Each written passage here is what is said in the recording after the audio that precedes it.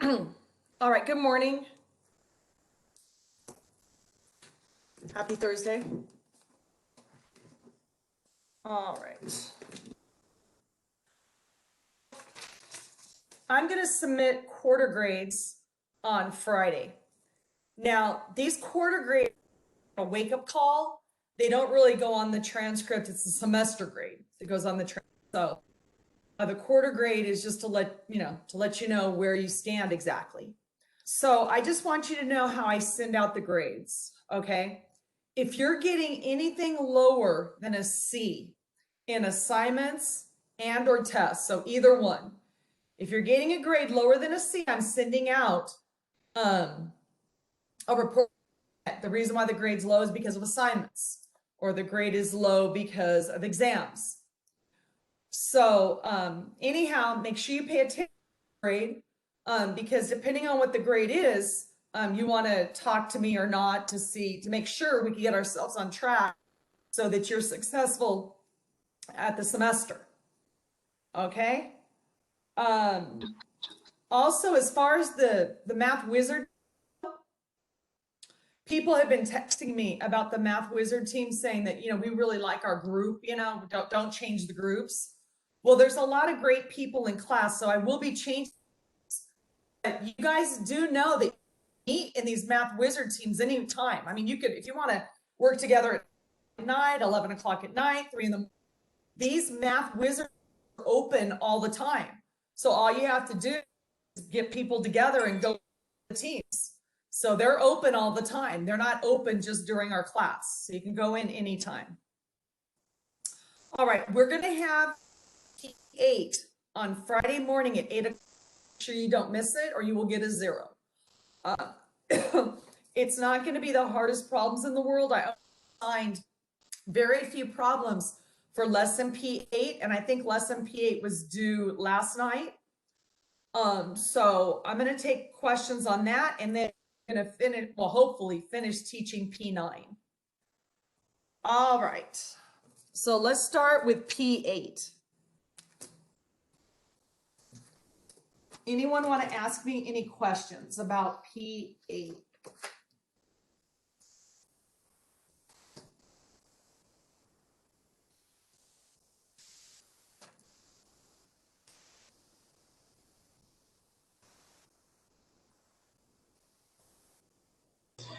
Ms. Birch, I honestly thought that this lesson was like fairly like easy. Do you know what I mean?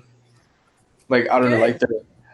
the way you I don't know, just the way that like I took the notes, like I don't know, I felt really confident that I'm gonna get a really good score. So yeah, I'm Okay. good with the Thank you. questions. Thank you so much for telling me that, because, I shared with you that I never could do word problems, when I was in high school. Yeah, yeah. The teachers never really taught me. So I'm glad to hear that maybe I'm teaching halfway decent, probably because I didn't understand it. So I might be teaching at, level than most people would. So thank you for sharing that with me, because yeah, I don't know if everybody teaches this the way I do, but it's the way I understand it, because I never understood it. So just like I never understood fact either. And I feel like it's one of the teach well, because I didn't understand it. Point, to be able to teach it well. So anyhow, so thanks for sharing that. All right, any questions about P8? Okay, well, on P9, I started the lesson yesterday. And so so actually I'm just gonna do some problems from each section, and then I'm gonna put you in the teams and just make sure you know how to do that. So if you can look at your books, please, on page 137.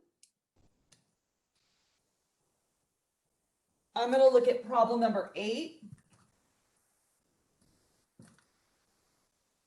And number 8, okay, this is not an ordered pair. Okay, this is an interval. Okay.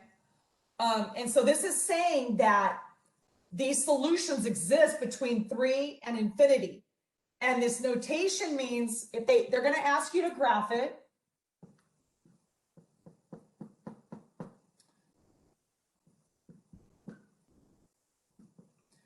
this notation means, let me grab another color. It means it's open on 3. So this open parenthesis means that it cannot touch 3. So it can come close to it. So in the past, when we were younger, you saw an open circle, but in pre-cal, we're going to put an open parenthesis, and that says that it goes forever to infinity. So make sure you graph on the number line and you color in the arrow. Now, color in the arrow means it goes forever. So this is what this graph would look like for this problem. Open on 3 forever. Now, if it was closed, it would be a bracket, which means it's a closed circle, and a bracket means it can hit 3. So it can hit 3. Open means it can come infinitely close to it, but it cannot hit 3. So the next thing they want you to do is they want you to write this in set builder notation. So I was saying yesterday, this is a very formal language, and it's the set of all x such that. So it's always written like that. So it's the set of all x such that, and then what you're going to do is write an inequality. So I was explaining this yesterday. When you write the inequality, don't ever use greater thans. So those don't work. So what we're actually doing is we're writing an interval, and you have to use less than, you have to use these symbols. That's a strong statement. You have to use these symbols. So less than infinity means this. And so this is x, you read it this way, x is less than infinity, and this one you read this way, x is greater than 3. So remember yesterday I was saying to read the variable first. So this would be x is greater than 3. So when the symbol is with the variable, you have to read the variable first. Now, personally, I think that this is confusing. So the way I would write it is just that x such that x is greater than 3. So that's how most human beings write it. X is just greater than 3. It goes forever. All the solutions are greater than 3. Now, in your book, let's see how they write it. Yeah, they wrote it like this. Now, in the Algebra 2 book, they write it like this, which is, I think, is funky, but that's just me. So in your book, you're just going to say all x greater than 3. And I would do the graph first. If you're confused about how writing set builder, just do the graph first. Okay, I'll do one more. Number 10. Okay, this is close on -5 to infinity. So let's do the graph again.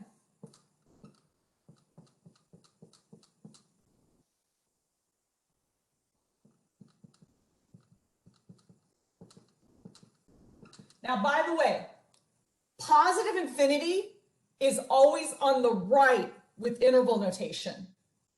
Negative infinity is always on the left, and it can never be closed. So I'm really hoping that you guys had this notation in Algebra 2. In my Algebra 2 classes, that's all we use is interval notation, but I'm not sure what the others of you had. So you're just going to have to let me know if you don't understand this. So on -5, it's actually closed. And this is saying that all the solutions are going toward positive infinity. Make sure you color in the arrow. And once again, you could write it like this, but I would just write the set builder as x such that x is greater than or equal to -5. So once again, remember, a parenthesis means strictly greater than. A closed bracket means greater than or equal to. Okay, any questions about this first section? You have to write the solutions in set builder notation, and you have to graph the interval on a number line. And the reason why you put greater than or equal to, it's because it's a negative then, right? No. I wrote greater than or equal to. See how the pink is going to the right? It's Yeah. greater than or equal to because the graph is going to the right. Okay. Let's do it. Let's do another one with negative. Let me make it my own problem. Okay. Let me make it my own.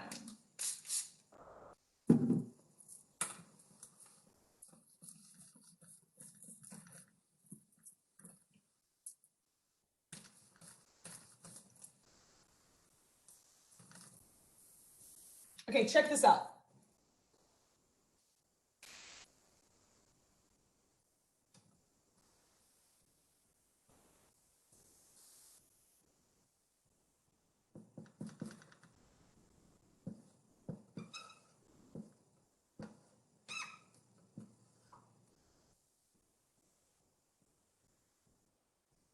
So if you were going to graph this on the number line, you know, I would do maybe like 0, 1, 2, 3, -1, -2. You can number the number line however you want. But you can't just put 2. You have to show a representation of a number line. So this is saying open on 2, but it's going to the left forever, right? See, negative infinity. So this is going off to negative infinity. That was going off to positive infinity.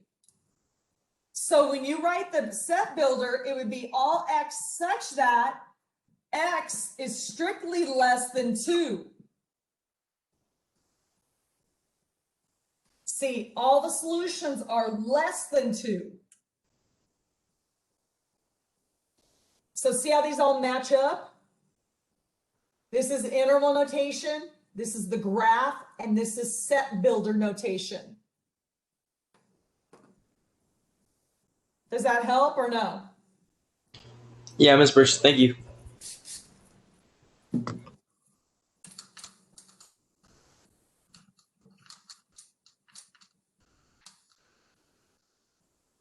We use interval notation a lot in pre-cal and algebra 2.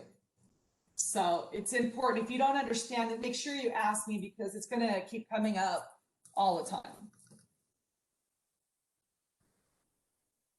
Okay, now the next section is problem number 15. So let's look at problem number 16. So number 16 says, open on -4 to 0. And then, do you guys remember what this symbol means?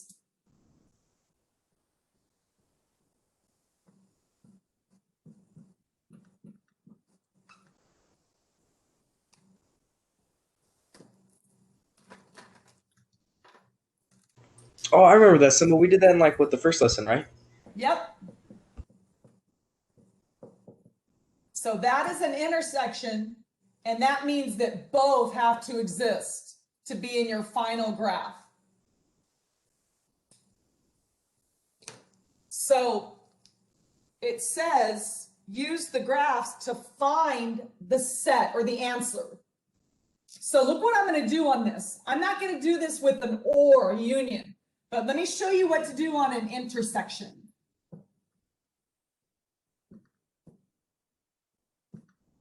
You're going to draw 3 graphs. You're going to draw the solutions for, the solutions for -4 to 0. You're going to do the solutions for -2 to 1, and you're going to have your solution graph. Okay, and you want to line all this stuff up. So make this -5, -4, -3, -2, -1, 0, 1, and do it all the way down so you can see the intersection of both graphs.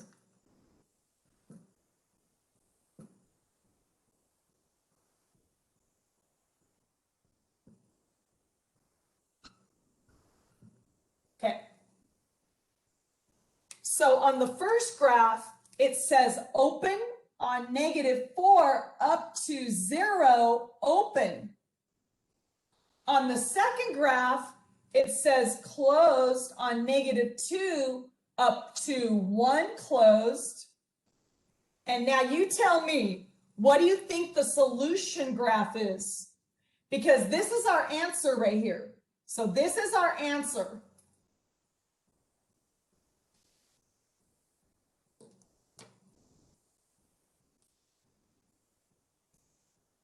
You guys know?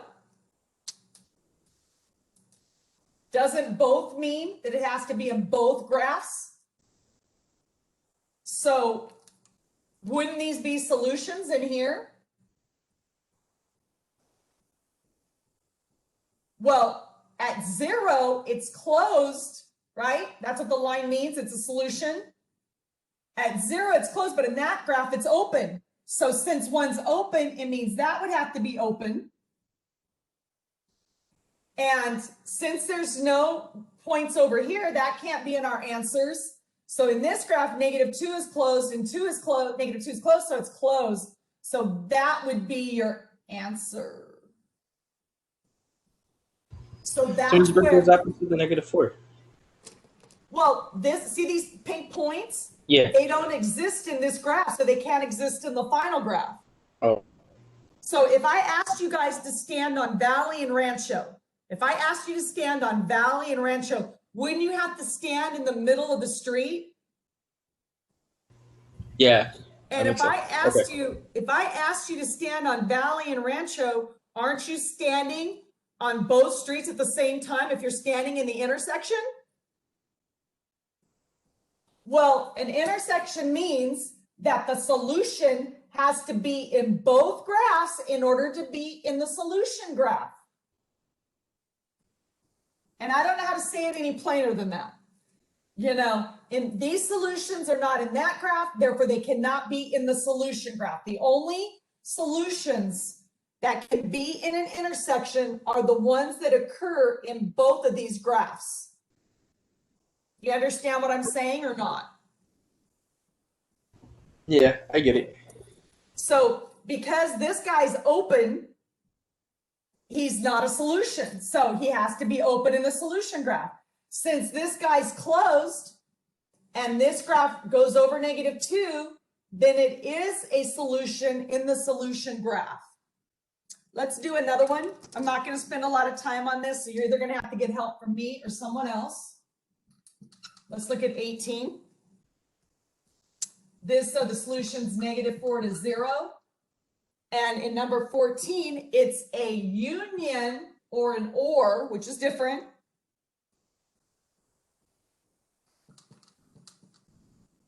So check this out. This is the same exact problem, except for that symbol.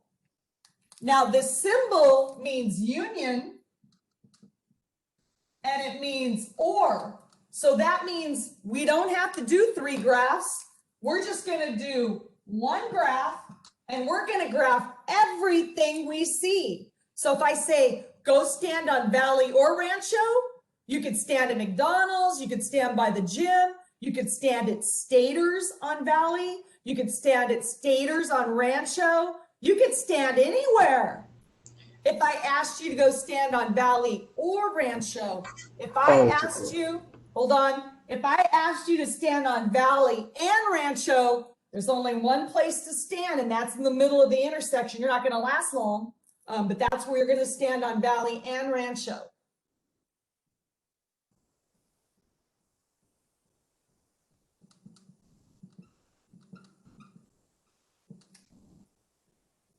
Okay, so in this, we're just going to graph everything we see.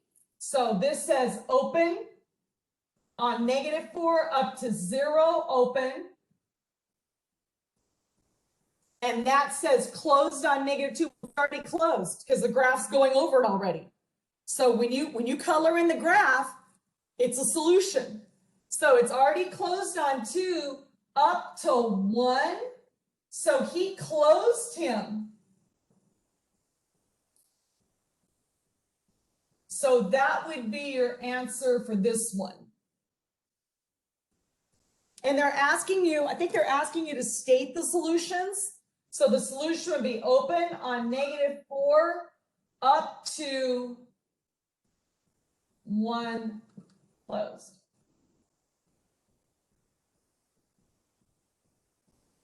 This answer would be closed on -2 up to 0, open.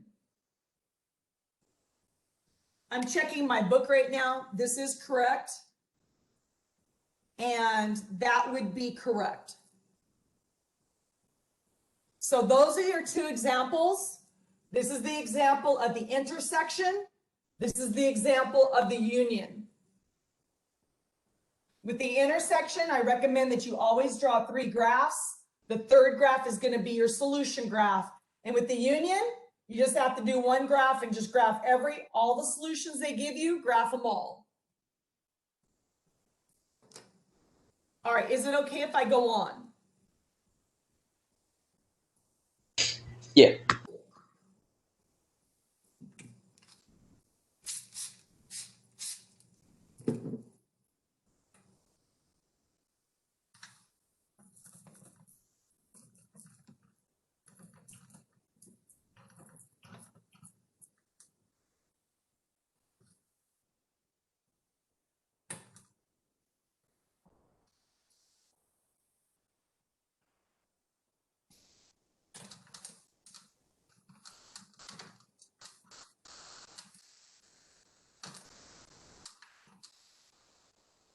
Okay, let's turn the page then and look at number 27. And I'm going to do problem number 28.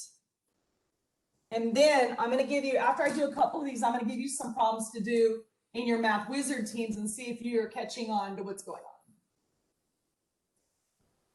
Okay, let's look at problem number 28.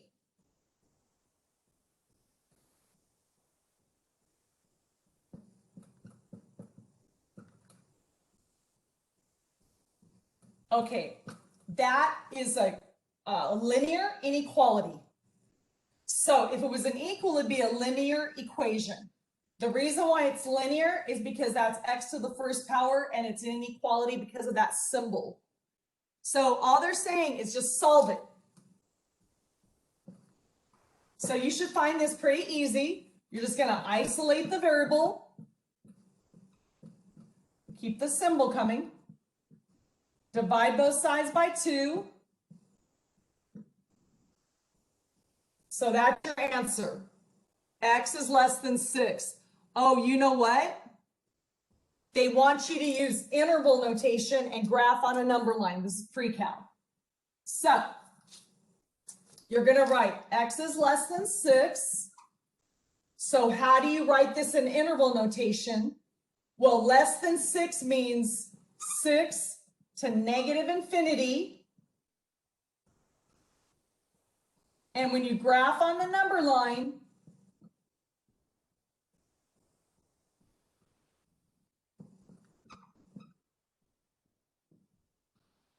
it would be open on 6, going to negative infinity.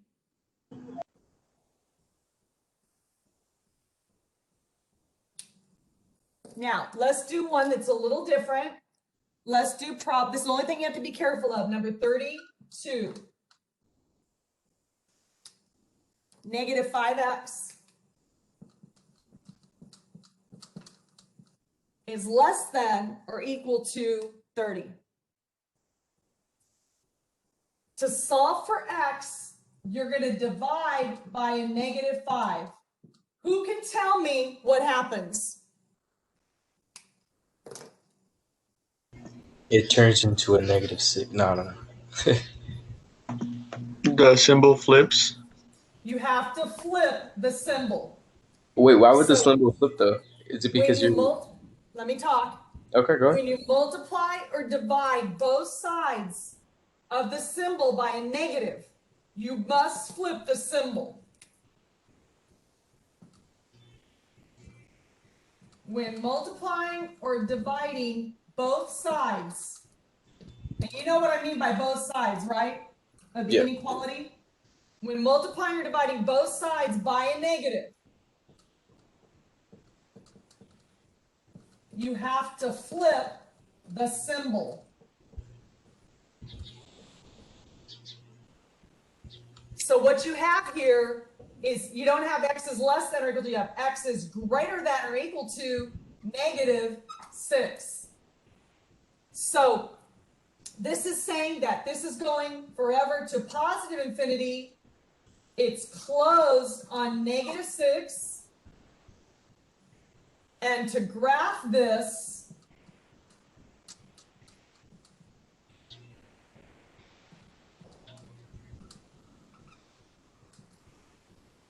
it would be closed on -6. Make sure you graph on the number line to positive infinity and color in the arrow.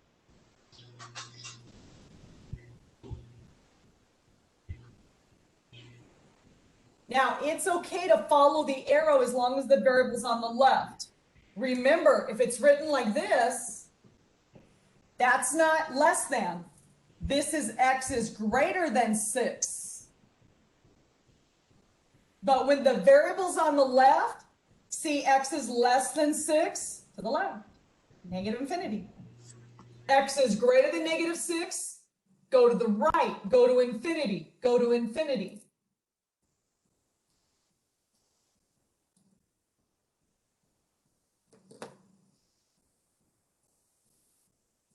All right, so I'm going to give you a couple problems and we're going to see how you do. I'm actually going to give you some problems from your assignment.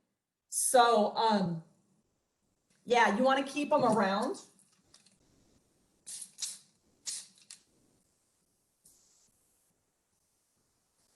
So really, it's like we're just solving equations, but instead of getting an answer, we're getting infinite answers.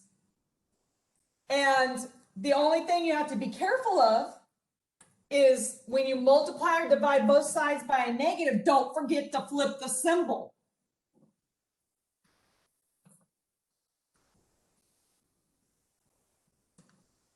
Okay, anybody want to ask me any questions right now?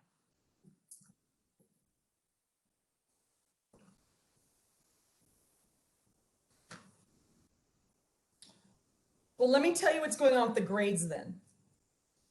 What's going on with the grades are either people are doing everything they're supposed to be doing or they're not. So I have students coming to class every day. I have students doing the assignments and doing well in the exams. So half the class are getting A's and B's. The other half are getting D's and F's. There's no in between. So very few people are getting C's. People are either getting A's or they're getting F's, which is really interesting to me. So I just want to congratulate all of you who are getting great grades and you're coming to class, you're doing the assignments and you're engaged. Congratulations. I don't give out grades, so any grade you get from me is a grade that you legitimately earned.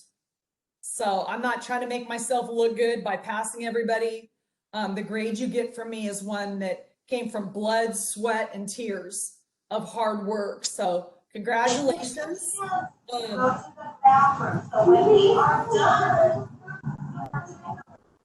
Aurelie, can you mute yourself? Congratulations, because I am preparing you for college. So whether you're going to a junior college or you're going to a four-year college, you're not going to be shocked out of your mind because you've had me. And I am stretching you. I am requiring you to work, and you will be ready for college. So, all right. So what I want you to do is I'm going to want you to do problems 1 and 3 in your team.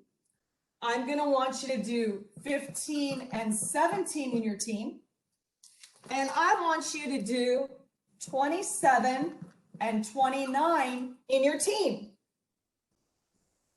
Now, it's 9:54, so we're going to be back here at, let's just say, 10:15.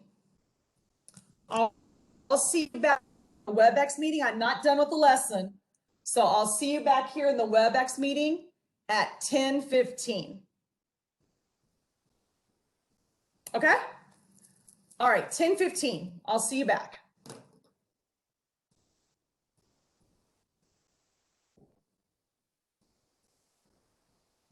Do you guys have those all written down? All right.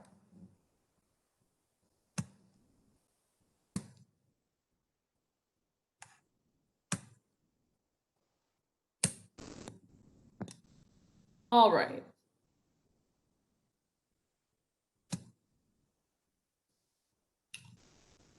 Did everybody make it back?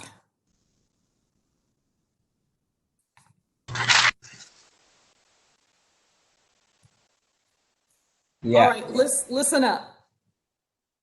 We're going to do more and more group work.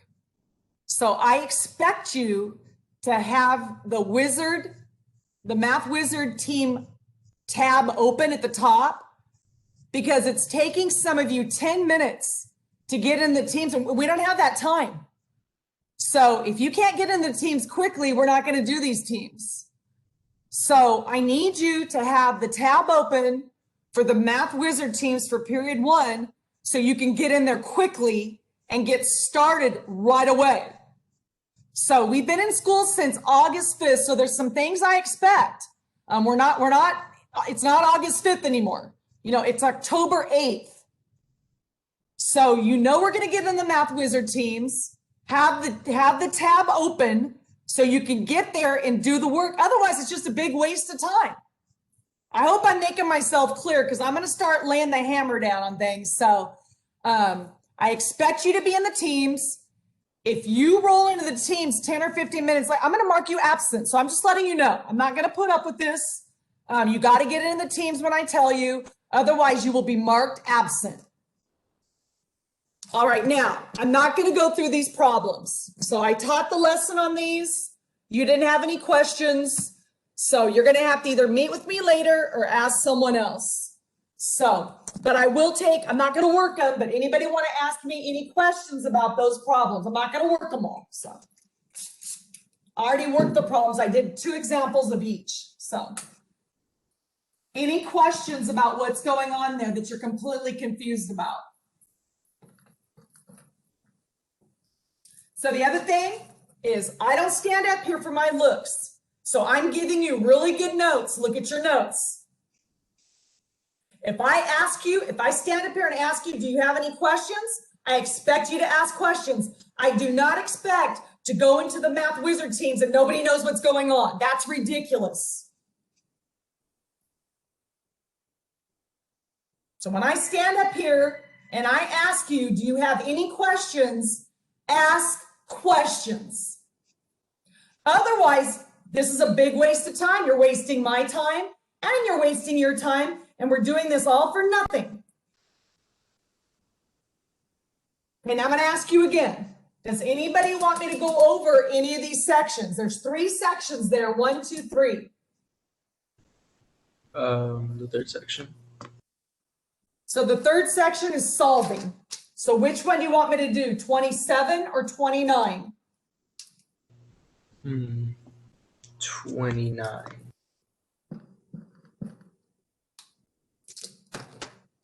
So 29 is 3x minus 7. And that's what? Greater than or equal to 13. So you're solving an inequality, which means there's going to be more than one answer. In fact, there's going to be infinite answers. So all you're going to do is isolate the variable. 3x is greater than or equal to 20. Divide both sides by 3. X is greater than or equal to 20 over 3. Now, they want you to write this in interval notation. So they're saying that these are all the solutions going to infinity and closed on 20 over 3. Don't use a calculator. Got to be exact. So this is 20 over 3 closed. So this represents all the solutions greater than or equal to 20 over 3. And this is interval notation, which represents all the solutions greater than or equal to 20 over 3. Okay, in addition to that, they want you to graph. So now we have to change 20 over 3 to a mixed number so we can graph it. So 3 times what is 26 with 2 remaining. So I'm just going to blow this up for this. You can't do this, but I'm blowing this up for just to show you. 6 2/3 is between 6 and 7.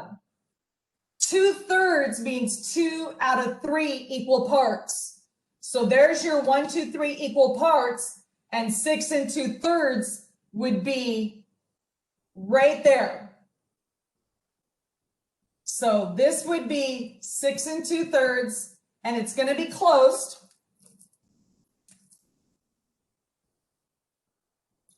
And it's all the solutions greater than that, which means color in the arrow.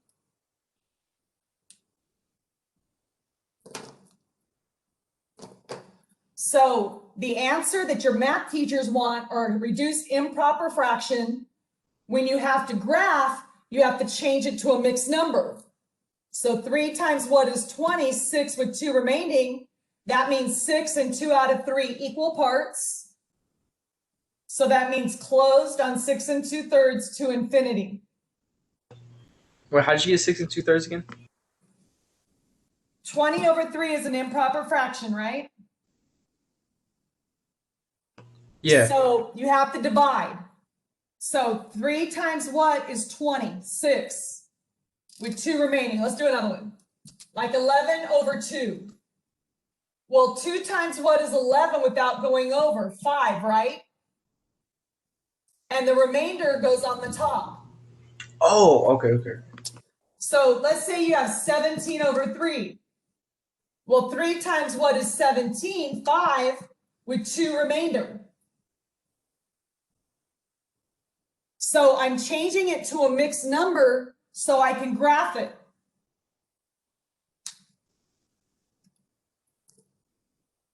And those are the types of questions I expect you to learn in elementary school and middle school that you need to ask me.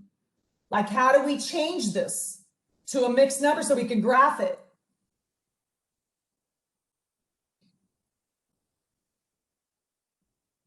Okay, do you want me to elaborate any further on any of this?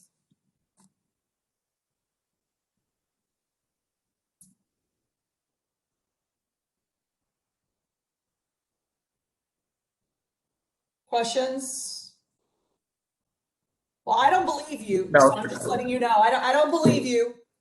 So if you don't want to ask me questions, that's your problem. So there's only so much. I could be, hold on. I could be the teacher of the universe, and guess what? If you don't ask me questions, that's on you.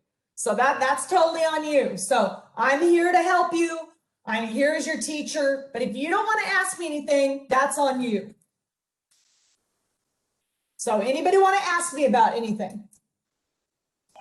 So for example, number 1, when the brackets are there, when you're when you're writing the inequality, it's closed, right? Or equal to or greater than, like something like that. Hold on. I'm confused on writing it out. Number 1 was open and closed, right? Yeah.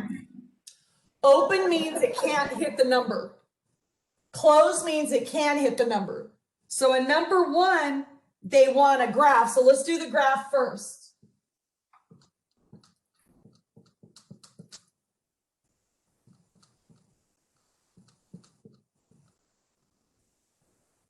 So open, it's real easy. Just look at it. Open on 1 up to 6 closed.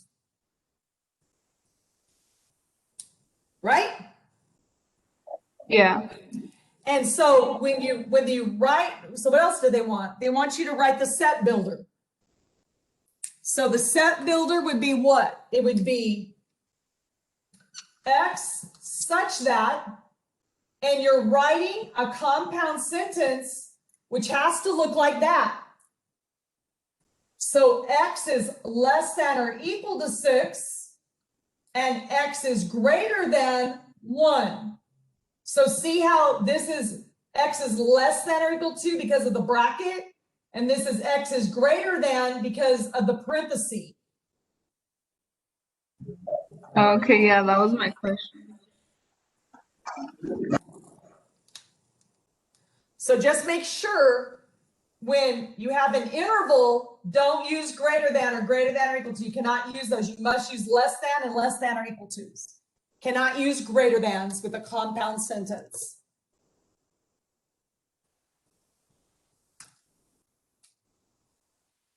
Okay, go ahead. We're on a roll.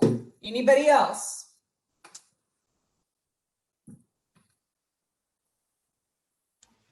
So, Ms. Birch, are we going to be using like the open and closed circles as well? as the brackets and No, parentheses? we're using parentheses and brackets. This is Okay. pre-calculus. We're Yeah, not yeah. using the open and closed circles, no. Okay.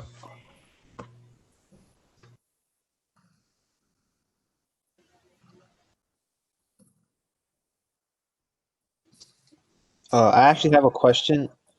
So when you're plotting like an x like on the number line, would it always have to equal like infinity? Well, this one doesn't have infinity in it, right? Mm-hmm. So if you had a problem like this, that has infinity in it. So when you graph it,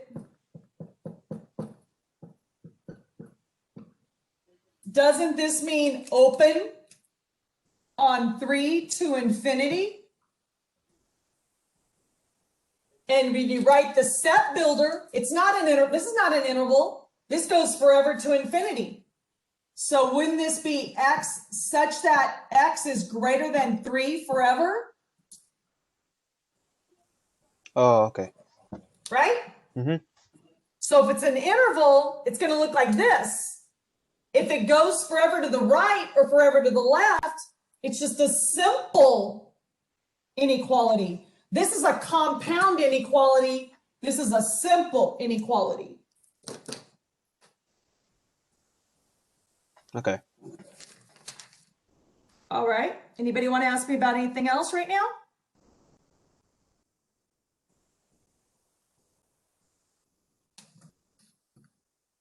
Okay, those are good questions, finally.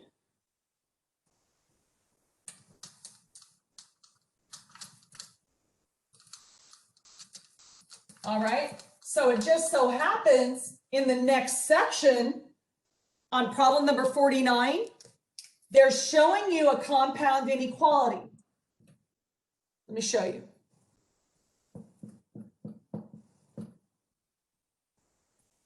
So they're saying that this stuff is less than 11, and at the same time, it's greater than 7. So that's an interval, right? And this is a compound inequality.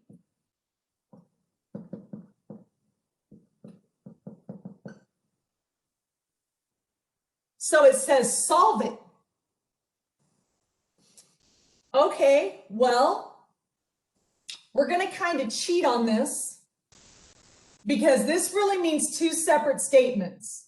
It means negative x plus 5 is less than 11, and it means negative x plus 5 is greater than 7. But you're going to see me cheat right now. So I'm going to take a negative 5 to all of them. So in the middle, I get negative x is less than 6, and negative x is greater than 2. And now I'm going to multiply everybody by a negative 1, which causes these symbols to flip. So when you multiply, you get that. Now, personally, I hate doing it like this because a compound sentence, I just got through saying, you can't have anything that looks like that. And because see, the negative 6 is smaller than 2. So this right here mathematically makes no sense. But it's actually correct if I write it out. So watch. This is saying that x is less than negative 2 and x is greater than negative 6. So if you go to, they want you to solve it. So if you look at this graph, for the sake of time, I'm just going to put negative 6. You can't do this. I'm doing this for the sake of time. This is saying that x is strictly less than negative 2 and greater than that. So that's actually the answer. And the way it should be written, it should be written as x is less than negative 2 and x is greater than negative 6. So this is the one that makes sense. Now, I normally don't teach it like this. I'm just gonna erase it. Because the more I look at it, the more it's just causing confusion anyway. And let's write it the way it should be written.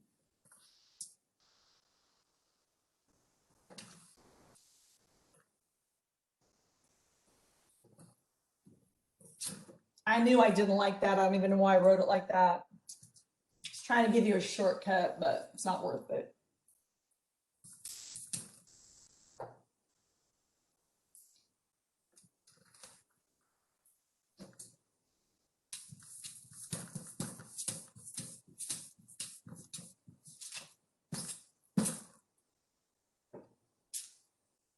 Tiles aren't dry on the board.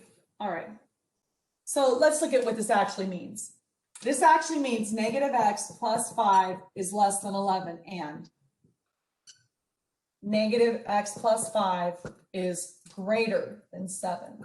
So do you see what I did? I took the middle part and wrote that statement, and I took the middle part and wrote that statement. Right? This is less than 11, and this one's greater than 7. So I'm going to solve it. Multiply by a -1, multiply by a -1, multiply by a -1. And remember, this is an and. Only ands can be written like that.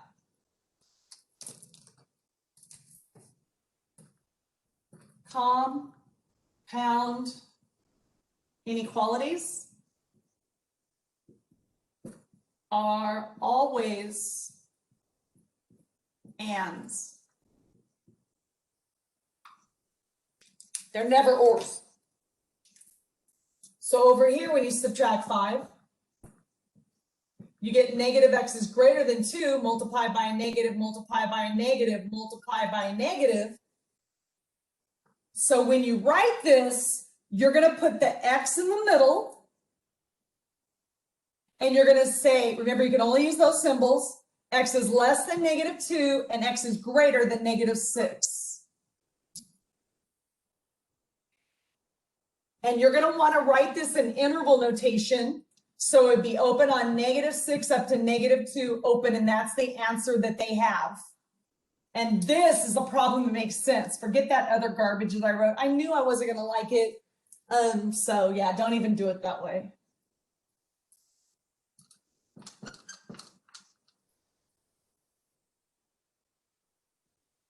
So here's another compound sentence, which has to be an and this one's less than or equal to 1. So we're going to write the word and split this up. So it's going to be x minus 4 is greater than -6, reading it that way, and x minus 4 is less than or equal to 1. Okay, does anybody have any questions about how I'm writing it? Okay, when you add 4, you get x is greater than -2, and over here when you add 4, you get x is less than or equal to 5, and this is an and. So an and can only be written like this, and in this case, x is less than or equal to 5, and x is greater than -2. Therefore, it's open on -2 and closed on 5 in interval notation.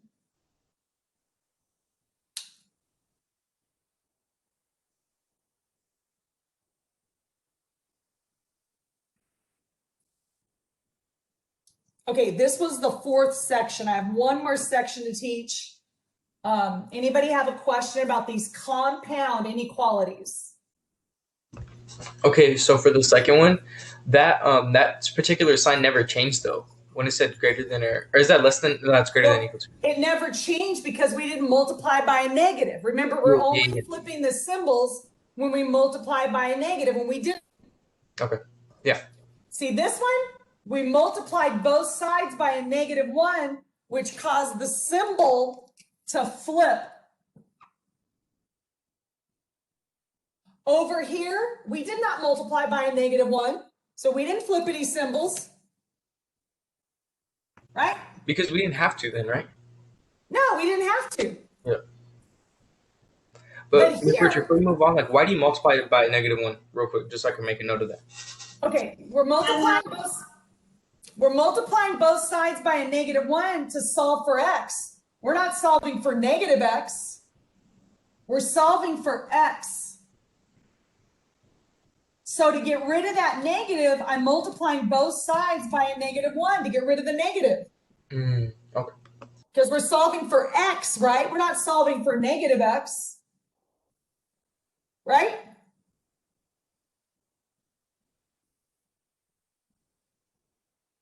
Hello? Yeah. Can I erase this?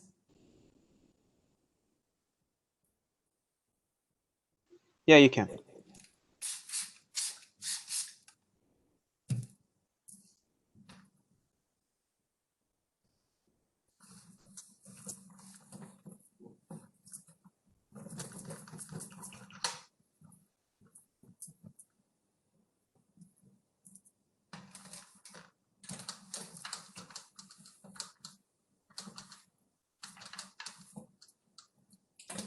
All right. So now we're looking at absolute value, which involves compound sentences. So check this out.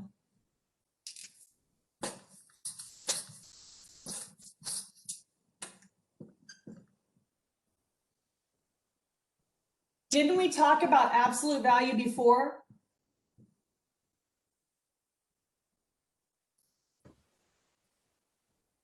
Yes or no? I don't remember. I'm getting confused with my algebra 2.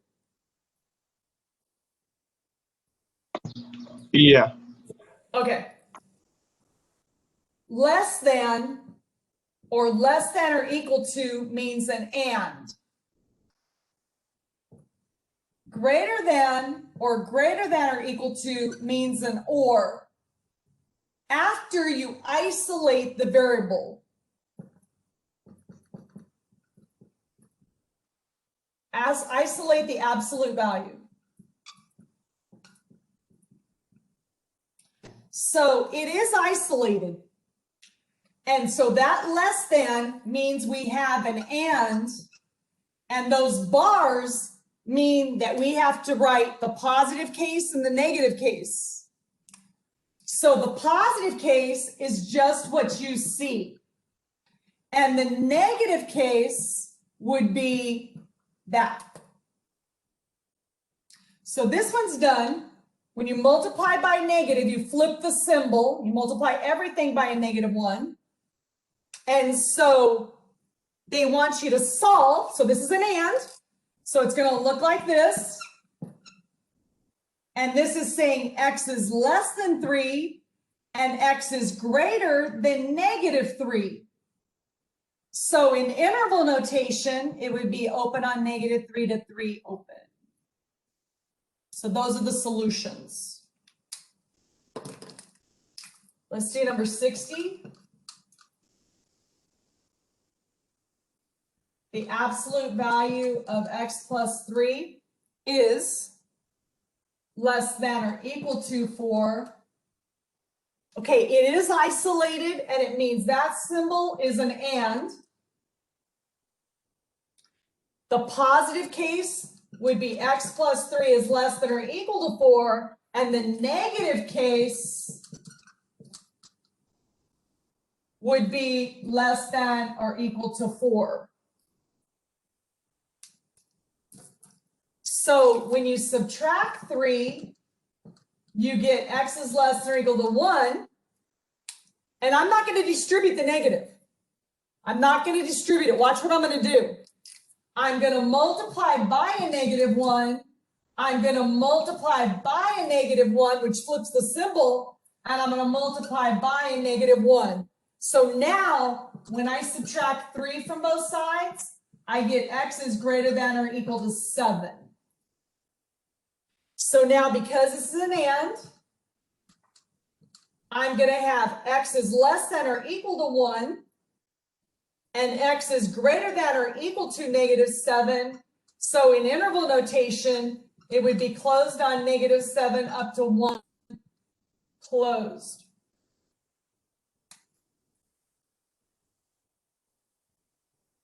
Now, I do want to work an or because you cannot write an or like this. Only ands can be written as a compound sentence. So watch.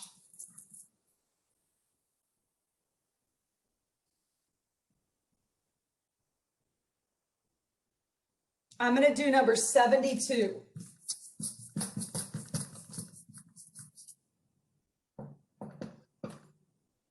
'72 says absolute value of 5x minus 2 is greater than 13. That's an or. When the absolute value is isolated, that's an or.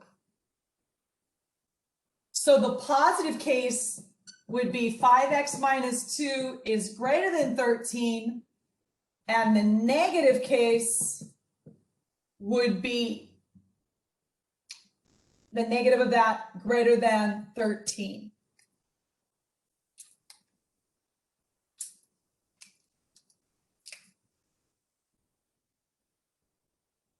So when you solve this and you add 2, you get 5x is greater than 15.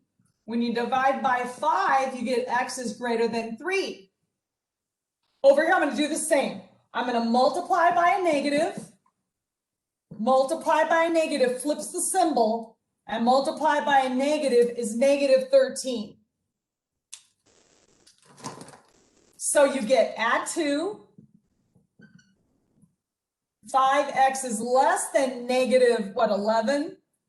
Divide both sides by 5.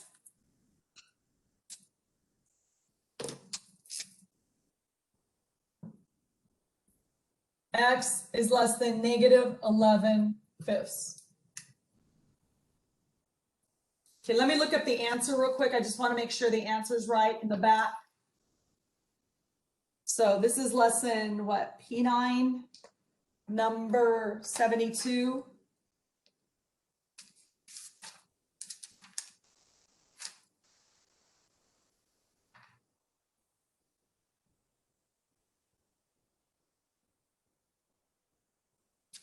Yeah.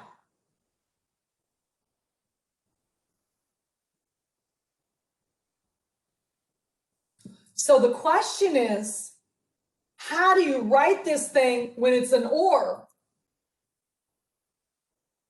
Well, it's not an interval like that. So this is saying that x is open on 3 to infinity, or that's going to -infinity up to -11/5. So it's two parts of a graph. You see what I'm saying? Like this is saying that this part of the graph is x greater than 3, and this is less than 2 1/5, going this way, -2 1/5. So this or has two different parts.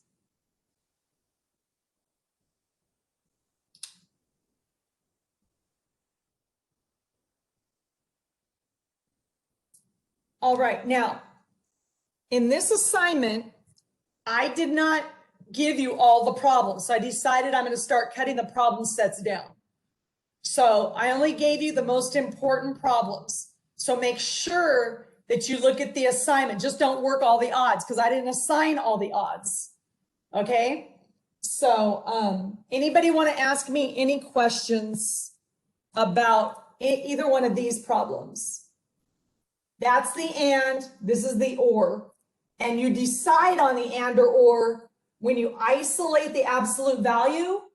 That's when you decide. If there's other numbers outside, like if you have to, if there's other numbers outside, you have to simplify it down and isolate the absolute value before you decide if it's an and or an or.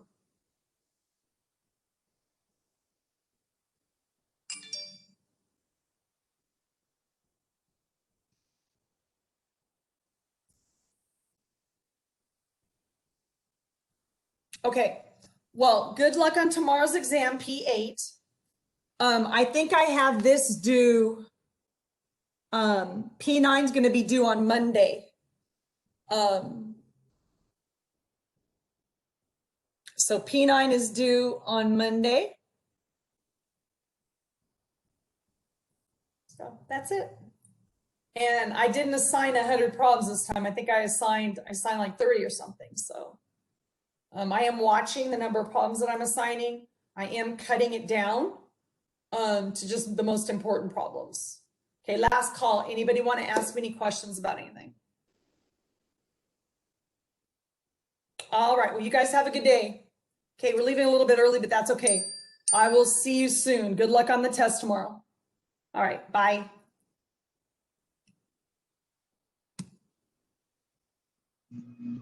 Reg. Bye, guys.